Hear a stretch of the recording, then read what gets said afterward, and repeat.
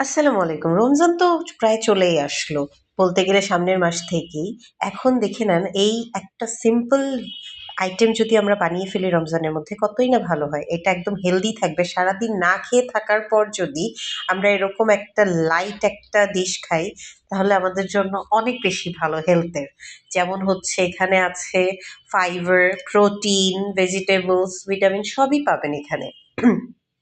So এই আইটেমটা বানাতে কিন্তু খুবই ইজি। আপনি এখানে টক দই নিবেন, পুদিনা পাতা নিবেন, কাঁচামরিচ, শুকনা মরিচ, লবণ, বিট লবণ, একটু চিনি নিবেন। তারপর হচ্ছে টমেটো ফেভারিট। আপনার যদি বাঁধাকপি পছন্দ না হয় নিবেন না।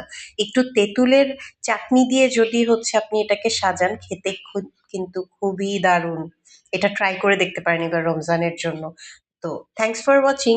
আর অ্যাডভান্স হচ্ছে রেসিপি দেওয়ার জন্য প্লিজ আমার পেজে লাইক, কমেন্ট অ্যান্ড শেয়ার করে নিবেন। খেতে খুবই মজা কিন্তু।